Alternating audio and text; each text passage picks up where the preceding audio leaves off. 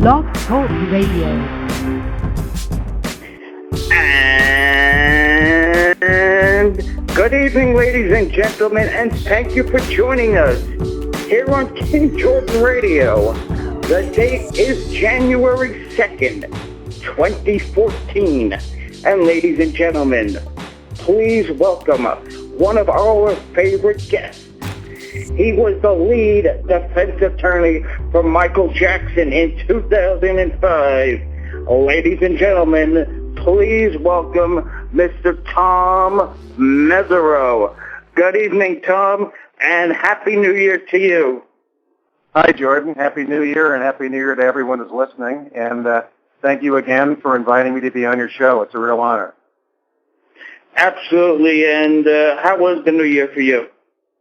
It was wonderful. I'm up in the San Francisco Bay Area. I'm in the middle of a trial in Oakland, which is near San Francisco. It's across the bay. And everything was fine. I think the New Year was a wonderful, way to start what I hope will be a very good 2014. And I hope it's good for everybody who's listening, and you too. Amen to that. Okay, I wanted to start with Conrad Murray. I don't know if you heard, he was recently on the Australian edition, and I believe you told me that they pay over there, and Conrad Murray took an interview there. Well, I was told that Conrad Murray wanted to be paid for interviews. I was told that CNN had offered him the opportunity to be on CNN, but he wouldn't do it unless he was paid, and that the Australian 60 Minutes show did pay him, and I believe a British newspaper paid him as well, so that's what I was told. Let's take a listen to the clip, and we'll come back on the other side, and we'll take a rebut to this. I loved Michael. I love Michael Jackson. I love him. Not quite how you'd expect a doctor to describe his relationship with a patient. How close was that relationship? I was his closest friend. You see, indeed I was Michael's doctor. But I spent more time with him as a friend than taking care of him medically. I love Michael. I will mourn his loss forever. I am so sad that he's not here. When did you accept that Michael Jackson was dead? At UCLA. I can tell you, I tried the best I can. I was one man doing CPR, ventilating him with an ambu bag, and I did mouth-to-mouth resuscitation. But I wanted to help Michael wholeheartedly. I loved Michael. You shut down your practice basically to go and work exclusively for him. Did you do that for the money? Because you were in debt? Were you starstruck? Were you seduced by fame? Not at all. I've been Michael Jackson's doctor for 3 years before that time. I was not starstruck by Michael. If it's anything, I was so sympathetic to Michael because of the things I've learned about Michael, the things that he shared with me. I did not agree with Michael on using such a powerful sedative for sleep. So what I told Michael is that we have to get you off of that substance. However, call it ideal or non-ideal, Michael Jackson is not the guy you can just say, stop it. But it's not a treatment for insomnia. No matter what he said to you, no matter how he begged, no matter how hard it is that he is Michael Jackson asking you, the truth is, and it's the thing I don't know why you don't accept, is that you should never have given it to him. Ever. Michael Jackson had a lot of doctors who treated him with propofol. Conrad Murray was a doctor that treated Michael with propofol, but with the intention of getting Michael to understand, I do not want you using this substance again. And I succeeded. You may not have liked... But you didn't succeed, though. Well, he died. Let me finish. Maybe I'm not making this point very clear. Oh, I'm hearing you, but you're not accepting that you thought you were doing the right thing by trying to get him off it, but still using it. Frankly, you should never have given it to him in the first place. Listen to me. If I want to blackmail Michael Jackson, it wouldn't take that phone call. It would be far worse than that. It would shatter the world. Okay? What do you mean by that? Well, just what I said. When he said to me, if I don't go to rehearsal, I'm going to lose everything. I was already informed that Michael Jackson was over $40 million in the hole and climbing.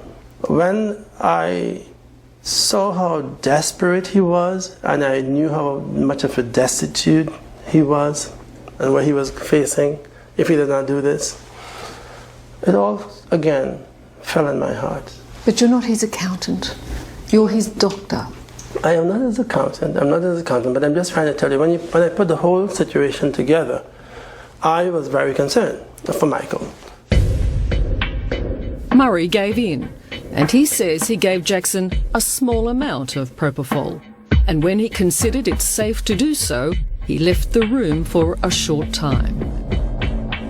What was that moment like when you walked into his room and saw he wasn't breathing? Oh my God. I was stunned in the sense. I mean, initially, what happened here? What happened? Guilty of the crime. What happened saw Conrad Murray sentenced to 4 years jail. 4 years. The coroner found that Michael Jackson died from acute intoxication of propofol, and that his body had enough propofol in it that would be equivalent to someone having major surgery. How did that get into his body? Well, this takes an education.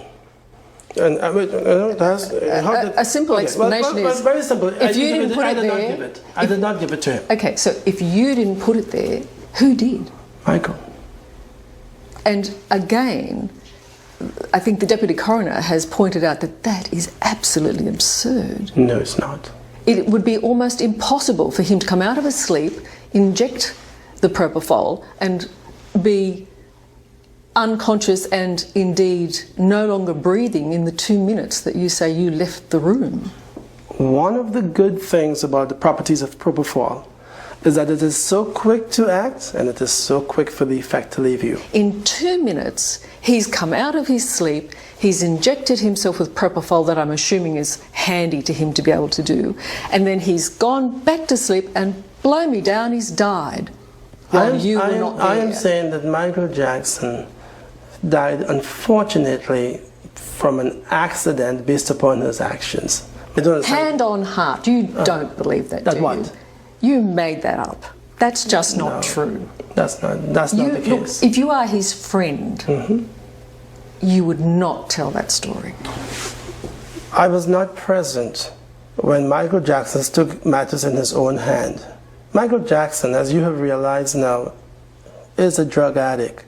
I've got to be honest and say, a court didn't believe you. Jurors didn't believe you. The judge said this was medical madness, that this was a homicide case, not even malpractice. Michael Jackson died because you killed him. I did not kill Michael Jackson.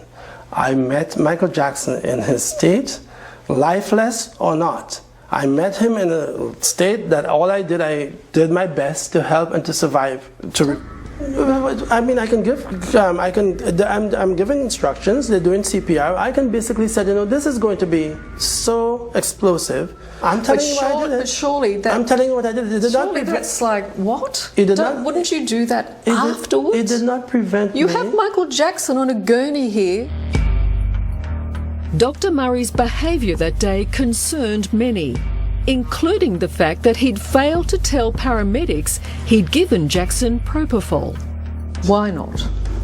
Because propofol was not an issue based upon the treatment that I had given Michael. But you told the paramedics about the other drugs. Why not mention that as part of what's occurred in the last few hours? Some of the other things that I mentioned to the paramedics, the place was really, it was horrible. But propofol is the one drug that you probably would mention. But propofol had no effect because I understand propofol. I use propofol. And if propofol is totally gone, there's no reason. As it turns out, it was the drug that killed him. That's what the coroner found. He died from But it was not related to what I had given him. Do you speak to Michael? Have I spoken to him? Yeah. Yes. Yes. Yes, I have. The last time Michael spoke to me, this was the day when the verdict came for the civil trial. Michael touched me. He put his hands on my shoulder and he touched me and he spoke to me. Michael speaks to me. He does. What does he say? It's too emotional to go into, to understand. Just too emotional. What do we make of a man who slept with a dolly and had a urinary bag attached to him? What do we make of that? Michael,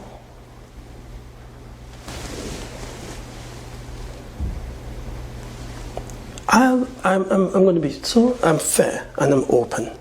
And let me just say that Michael is not a perfect man, by far. Michael has a huge dark shadow. Michael slept with dolls. Yes. Is that normal? No, it's not normal. But if you understood the history of Michael as a child and the things that he has encountered in life, and you're willing to listen, you probably wouldn't judge him. Do you believe he's a pedophile?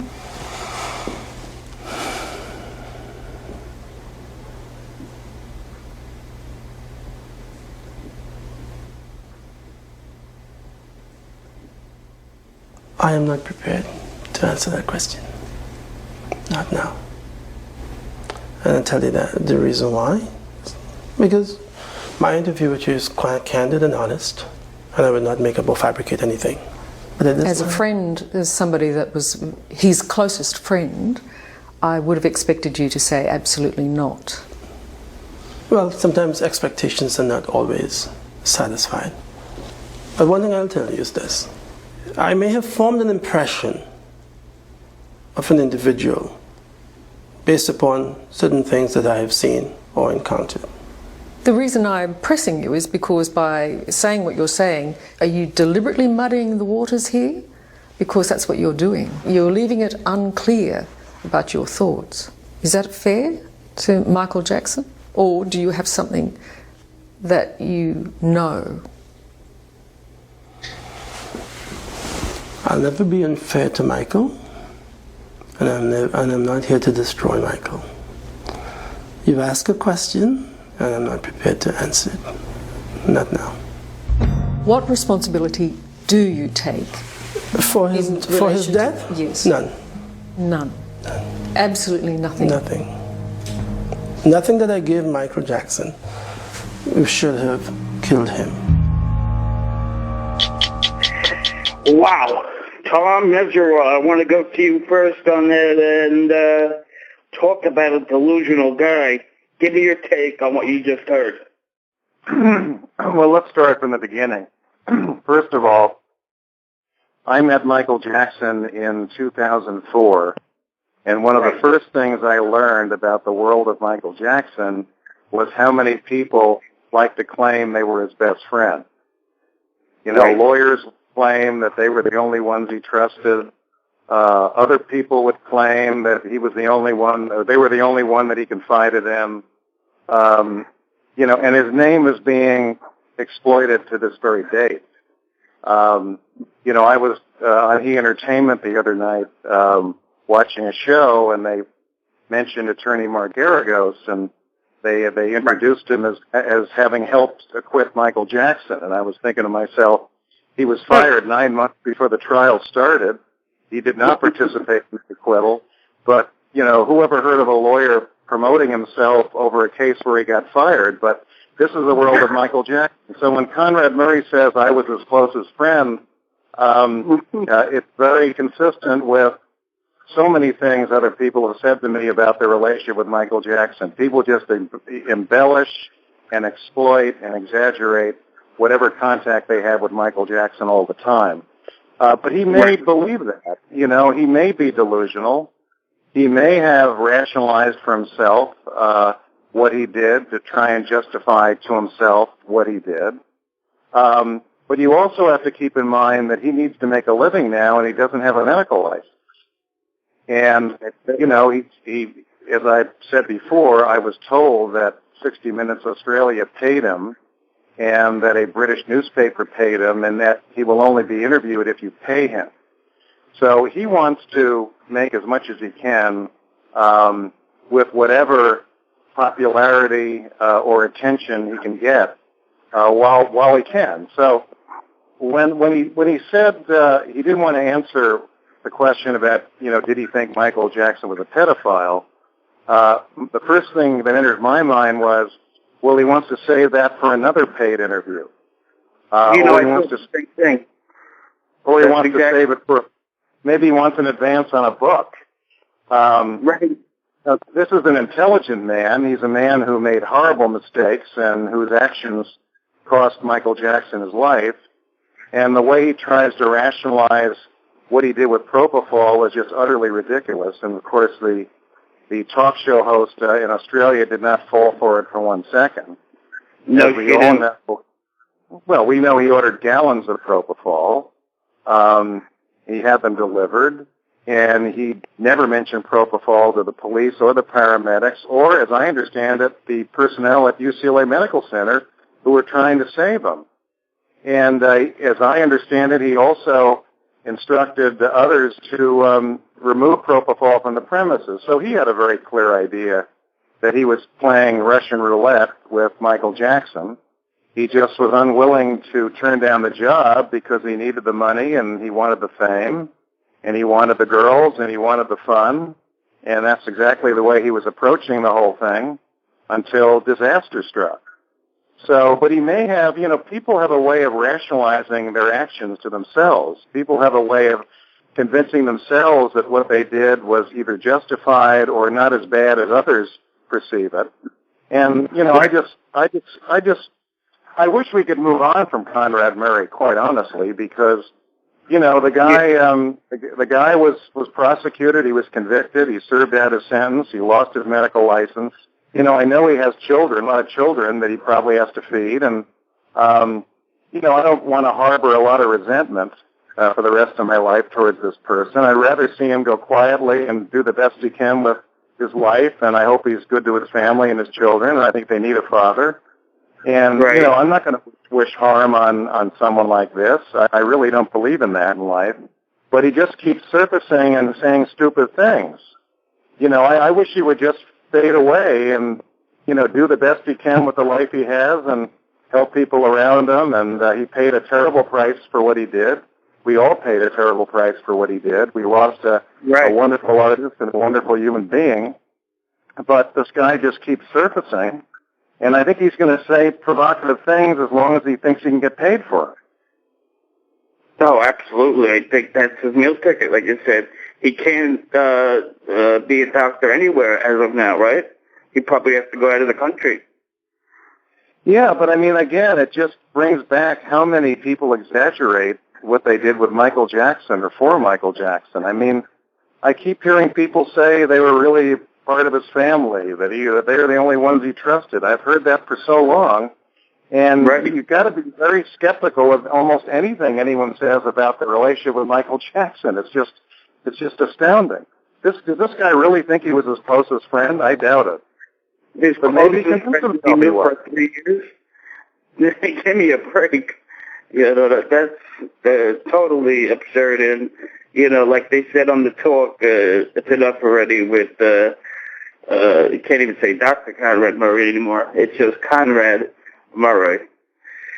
But the other issue that had the MJ diehard fans, Aphrodite Jones, last month, 2 months ago, made an appearance right here on KingJordanRadio, and she said this, and I'll come back on the other side. I don't want to get big.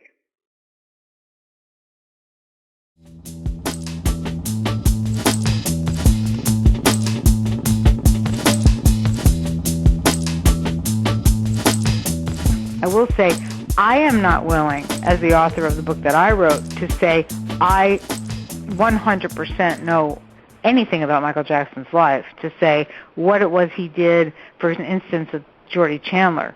I have my own questions there. Yeah, I have a question. A few minutes ago, you say that you have your own questions about Jordan Chandler's accusation against Michael Jackson. I was wondering, do you have any doubts about Michael Jackson's innocence in 1993, and if so, why? Do I have any doubts about his innocence in 1993? Yes. If so, why? Why? Because I watched the testimony of June Chandler in the court in Santa Maria, Jordy's mother, and I was, how shall I put it, unnerved by what she was saying. She was talking about Michael staying in the hotel room with Jordy, about Michael sleeping over at her house with Jordy, about crying if he couldn't stay in the same room with Jordy. This was all part of testimony at the trial. It was very unnerving, and I felt like he was in love with that boy, and whether or not there was anything more to it, obviously we'll never know, but everything that his mother was testifying to when I was reading between the lines made me very uncomfortable.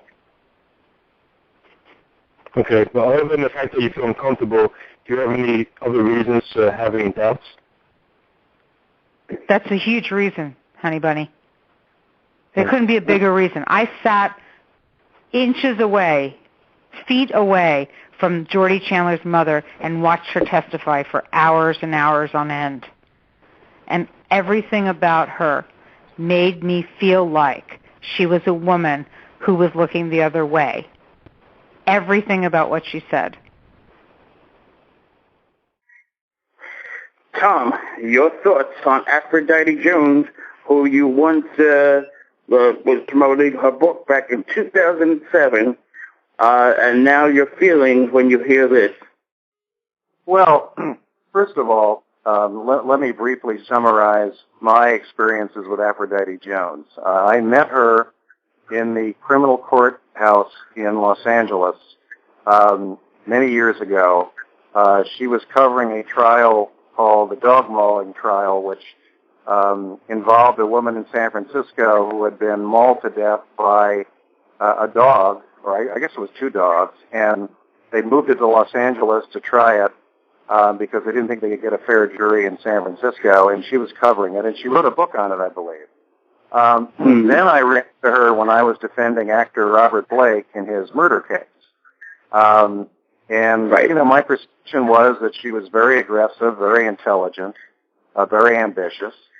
I then saw her on the news in the Scott Peterson case with Mark Garagos, who was defending Peterson, and she put her head on right on his shoulder in front of the media, and I thought it just looked terrible. I don't think Garagos thought it was going to happen.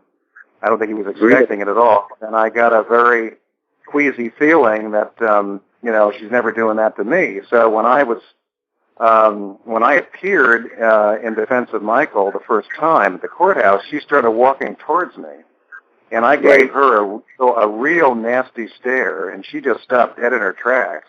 And I never said a word to her the whole trial. And as you know, she was on the other side. She was appearing on Fox News. She was very pro-prosecution. And I never said a word to her. Then, I think it was about a year after Michael was acquitted, I bumped into her at an art gallery in Beverly Hills, California, and she came up to me and said, "Look, you may not believe me, but I'm reconsidering, some of the things I said and some of the conclusions I reached during that trial. Can I talk to you? And I really didn't trust her still. So I said, look, if you want to send me some of the things you're writing, and I'll take a look at them, I'll be happy to do that. And she started sending me some chapters she was writing, and I realized that she was very strongly reconsidering her position during the trial. So when I saw what she had done, including criticizing herself, getting caught up in this media groundswell against Michael Jackson, I was very complimentary of what she had done. And when I read her book, I said, this is going to do a great service to Michael Jackson and to anyone who wants to really know what happened in the courtroom. And I volunteered to write the foreword. She didn't ask me to. I said, look, and also I knew that she had published, I think, about 7 true crime books before she wrote Michael Jackson Conspiracy, and all of them were published by major publishers. But she couldn't get a major publisher to do this book because they didn't want a book that was positive about Michael Jackson. They all were embarrassed about what had happened in that trial. And she would not say no. She decided to self-publish it herself, and it's become a classic on what really happened in that courtroom. So I have to commend her for the book she wrote and the way she admitted she was wrong and the way she conducted herself during the trial. And I think that book has done a great service to Michael's reputation, a great service to all of us who believed he was absolutely innocent, and all of us who believed that trial was an absolute, just a monstrosity. I don't know how to find a better word for it. It was unjust, it was painful, it was destructive, and he may never have totally recovered from it. But nevertheless, she did a wonderful service for Michael and all of us when she, was determined to get that book published, and she did, and it's been read all around the world, and I think it's achieved a lot of good. Now, remember that Aphrodite Jones is a journalist, okay? Right. And I've spoken about this before. As you know, I've strongly endorsed Randall Sullivan's book, Untouched, because Randall Sullivan also is a journalist. A journalist wants to be known as someone who is objective and detached, someone who will look at the facts analytically and objectively and write down what they think is true, all right? Aphrodite Jones, I don't think, wants to be perceived as just a Jackson fan, because that will allow people who don't like her book to say, listen, she's just a Jackson fan. She wants to be known as a journalist who looks at hard facts and reaches conclusions regardless of what people think. Just like Randall Sullivan approached his book without any real bias for or against Michael Jackson. And in my opinion, he did the best analysis of that Jordie Chandler fiasco of anybody. Now, what I'm hearing Aphrodite Jones say is that, look, I didn't really analyze the Jordie Chandler case.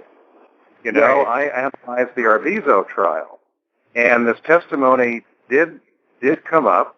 Obviously, it was rejected by the jury because the prosecution was hoping to infect the jury with thoughts that Michael may have molested other people, and it didn't work. It backfired. But I think what Aphrodite is saying is, look, I found that testimony disturbing. I'm not sure what to make of it, but I really haven't investigated that case. So I'm going to, withhold a conclusion on it. That's what journalists do. But you know the old saying, don't throw out the baby with the bathwater. I mean, don't discount what a great service she did by writing that book and criticizing herself in the process. Now, again, I mentioned Randall Sullivan's book because I think every Michael Jackson fan should read that book twice, at least, and read it carefully. And if you don't like some parts of it, that's fine. But remember, this is a detached, objective journalist who was actually the Chandler family, or at least some of the Chandler family, allowed him to speak to them. And he dug pretty deeply into that whole case, and he concluded that Michael Jackson was not a pedophile. Now, I know he upset some fans when he made some statement that I think the Chandler case was a closer call than the Arvizo case, but he was just being an objective journalist. The important thing is that he concluded Michael Jackson was not a pedophile, and someone who's perceived as a journalist as opposed to a fan has much more of an ability to persuade non-fans that Michael was not a pedophile. You know, the fans don't need persuading, okay? Other people need persuading. And that's why when that fraudulent, phony, ignorant campaign to suppress Randall Sullivan's book started on the Internet, I got very upset.